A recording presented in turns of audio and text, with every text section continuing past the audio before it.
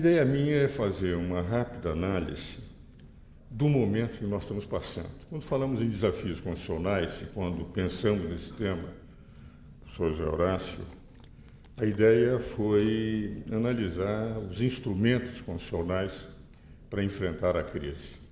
Maria Garcia aí, grande constitucionalista, Samanta, aqueles que têm o meu caro ex-sócio, amigo e querido, talvez o grande internacionalista das Américas, que é Francisco Rezec, sabe perfeitamente que temos instrumentos constitucionais e o título 5º da Constituição ela é denominada de o regime constitucional das crises, tese que o nosso saudoso Aricê defendia com esse nome no Tribunal Regional Federal de Recursos. E que foi nosso colega de turma também, não é, Ruth? Mas eu tenho a impressão que hoje o que nós temos, em função dos últimos fatos, é analisar realmente os desafios institucionais que nós temos pela frente. E analisar 3 aspectos que me parecem fundamentais. Nós estamos com uma crise política sem precedentes, uma crise econômica sem precedentes e uma crise das instituições que têm até agora reagido bem, mas que efetivamente elas estão sendo testadas em nível democráticos neste momento. Crise econômica, qualquer cidadão mais simples percebe que todos os caminhos trilhados por esse governo foram caminhos errados. Nós estamos hoje com um PIB negativo, dos BRICS, nós e a Rússia somos os piores PIBs. Na América, lideramos e só não perdemos para a Venezuela. E sem perspectivas para o ano de 2016 e 2017.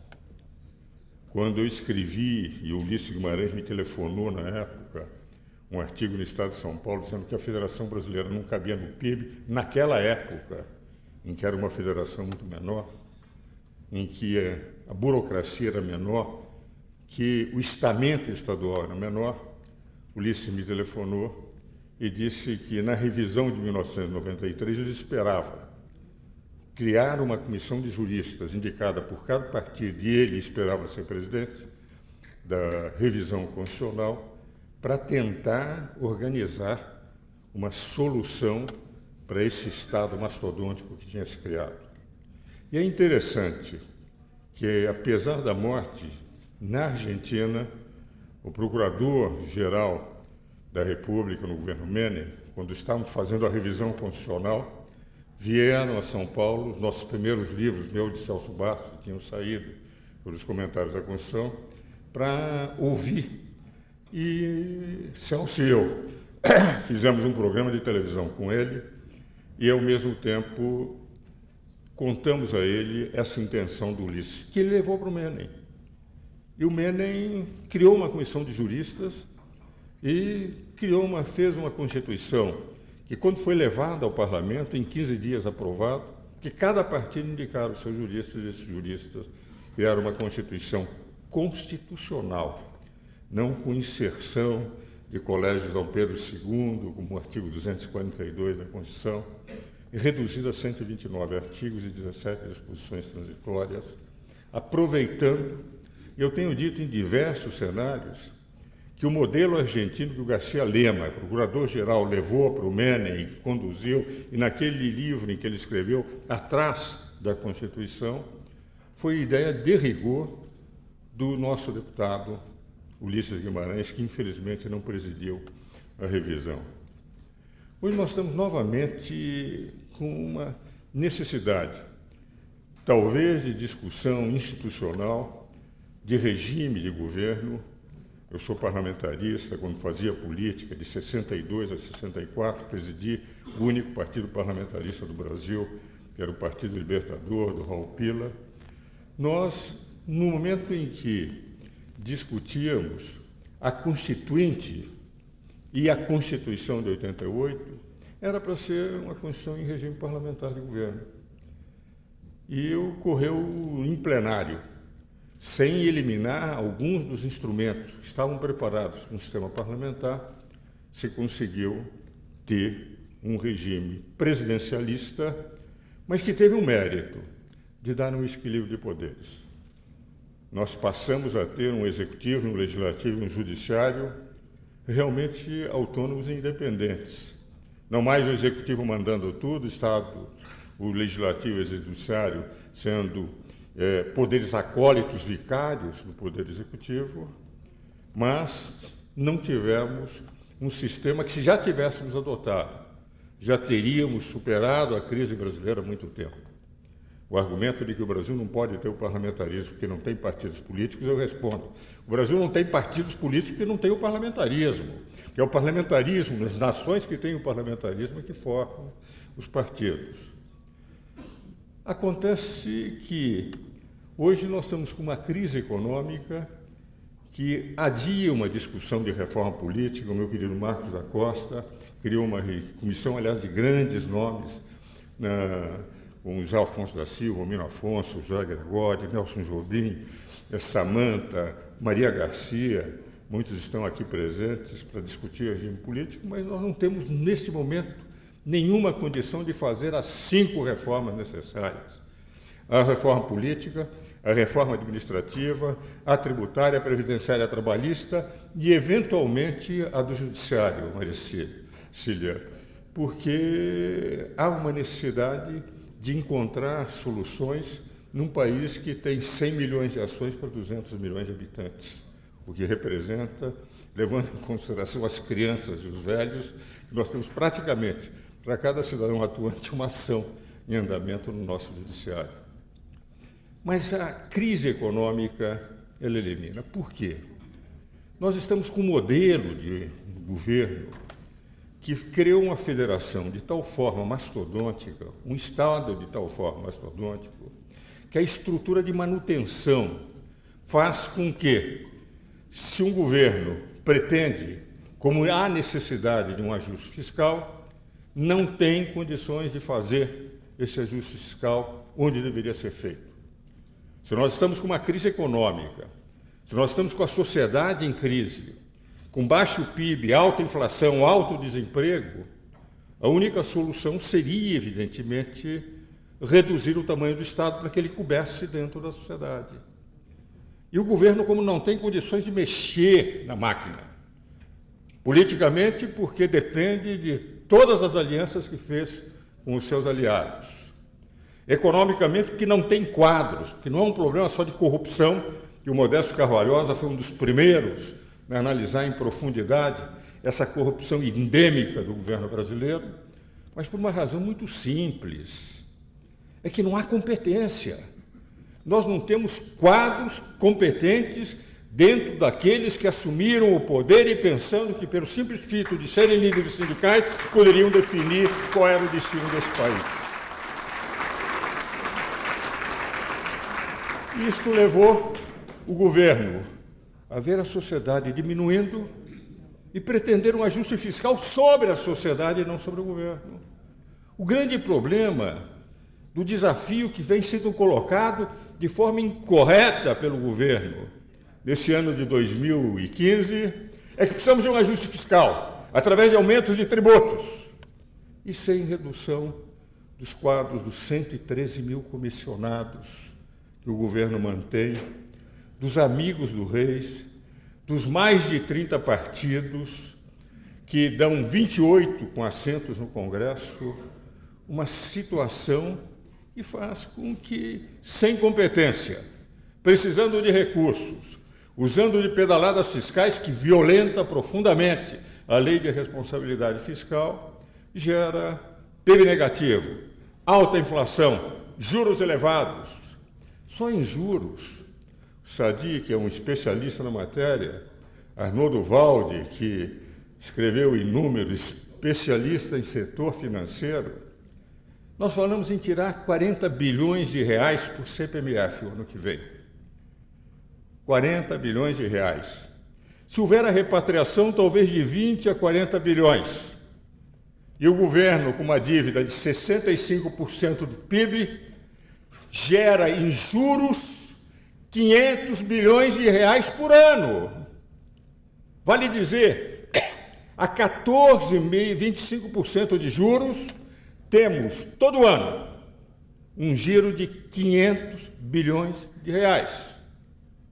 Outro dia, nós fomos almoçar, Ruth e eu, num domingo, com o professor da Universidade de Lisboa, Carlos Branco, que falava sobre a dívida, disse, mas na dívida lá na Europa é de 100%, eu disse, mas há juros de 0,25%.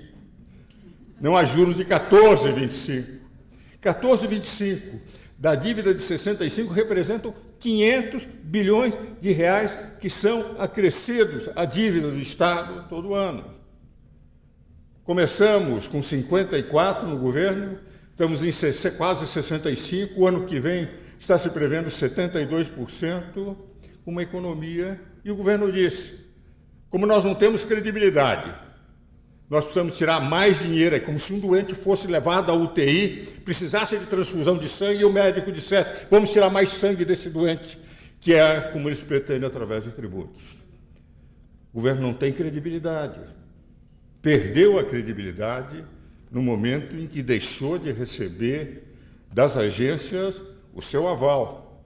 Empresários brasileiros saem, investidores estrangeiros não vêm para cá. E a política de juros deixou de ser uma política para combater a inflação de demanda. Irving Fisher, o que é que ele dizia? No seu famoso Teoria dos Juros, Galbraith dizia que a fórmula dele de P igual a MV dividido por T era mais estável que o PR2. Galbraith na era de incerteza. Ele dizia, o juro é uma política pelo qual se segura a impaciência de gastar pela oportunidade de investir. Cada vez que há uma inflação de demanda, ao mercado comprador superior ao mercado produtor, a tendência dos preços é subirem, gerando inflação. Aumenta-se os juros, gera-se a oportunidade de investir e se controla a inflação de demanda. Nós não temos inflação de demanda com o PIB caindo. O PIB brasileiro será 3% a menos. E estamos com juros de 14,25 exclusivamente para que o governo não perca os recursos que estão investidos, exclusivamente num nível de especulação que a Grécia entrou antes de chegar àquele ponto e que fez com que o Brasil perdesse, efetivamente, o grau de país investidor. Então, me parece, meus caros colegas, amigos que me sensibilizam com esta homenagem, que efetivamente nós não temos condições econômicas. Essa mulher, presidente da República,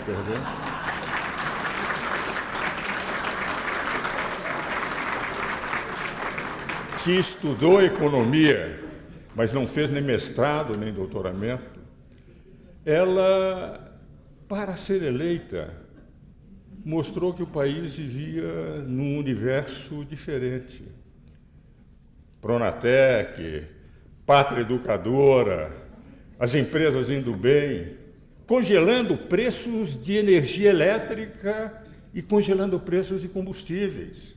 Desde o Código Hammurabi, que é o primeiro congelamento que se conhece da história, Diocleciano em 301, todos os episódios históricos em que houve congelamento de preços, a economia estourou. E nós tivemos a prova com o Plano Belgrado, Plano Brescia, Plano Primavera, e ela fez o congelamento e teve de pagar o preço em 2014. Uma vez jantava com o Rui Fragoso, ex-presidente nosso, eu, o presidente Paulo Becken, da Alume, e a juíza Sandra Conner, do Suprema Corte Americana, e quando eu perguntei para ela, doutora Sandra, a senhora, se o processo de impeachment, se discutir o impeachment do presidente Clinton, chegar ao Supremo Tribunal Federal, à Suprema Corte Americana, a senhora daria ou não o impeachment? Me disse até, eu sei que a senhora não vai responder. Ela disse, não vou responder, professor Martins. Eu daria impeachment porque ele mentiu. E um presidente não pode mentir, porque ele representa a nação. Ora, a campanha eleitoral da presidente Dilma, ela mentiu o tempo inteiro sobre a realidade brasileira. Estamos pagando o preço agora de falta PIB, desemprego, inflação, falta de confiabilidade, e um governo sem credibilidade, com 10% de credibilidade no máximo. Essa é a razão pela qual os desafios institucionais se põem. Eu ainda não falei, nem vou falar rapidamente, porque eu estou ao lado do maior especialista em corrupção aqui no Brasil, um exame de corrupção, e que mais delatou, que mais denunciou, é o meu querido Modesto Carvalhosa. Sem falar em corrupção, tudo que havia de errado para se fazer num governo, demonstrando absoluta incompetência, essa mulher fez. E nós estamos hoje pagando esse preço. Agora, no momento que se une o que vai sendo desventrado da podridão dos porões do Palácio do Governo, em que a todo momento aparece novos elementos mostrando, e quando o líder do governo é preso por querer arrasar as instituições, dizendo, como líder do governo, eu sugiro para que ele não faça uma denúncia que pode prejudicar o governo, que esse sujeito fuja, que esse cidadão fuja do Brasil, e nós vamos dar todas as condições e até garantir a família. Eu não entro em outras hipóteses que estão levantadas, que isso tinha uma outra intenção. Só este fato demonstra que, efetivamente, deve haver muito mais coisas a serem desventradas. Essa é a razão pela qual eu não quero ultrapassar o tempo. Eu gostaria de apresentar, ao final desse quadro, apesar do meu filho falar em otimismo, o meu otimismo é médio e longo prazo, uma solução, como eu vejo as 5 alternativas possíveis para o Brasil a partir de agora. A primeira, eu faço como Luiz Fonseca, que a presidente Dilma readquira a credibilidade. Acho muito difícil, mas nós não podemos desconsiderar. A segunda é que o processo de impeachment seja acelerado com aquilo que foi descoberto. Porque agora é o próprio líder do governo, não é qualquer um dos 81 senadores, era o líder do governo que demonstrou que havia intenções de calar um homem que tinha informações. E há pareceres, eu fui o primeiro a dar parecer nesse sentido, que culpa grave, as decisões do STJ, 2 decisões de relatoria de Henrique Martins e Castro Meira, que demonstram que a culpa grave justifica afastamento de prefeitos, por que não de presidente da República, quando a própria lei de improbidade administrativa diz que ação ou omissão é crime de improbidade, quando a lei do impeachment declara que não supervisionar corretamente os seus subordinados justifica o impeachment, então a culpa não está afastada como hipótese de impeachment, porque é crime de responsabilidade já consagrada no Superior Tribunal de Justiça. Se nós analisarmos hoje, com tudo aquilo que vai sendo apresentado, hoje o Estado tem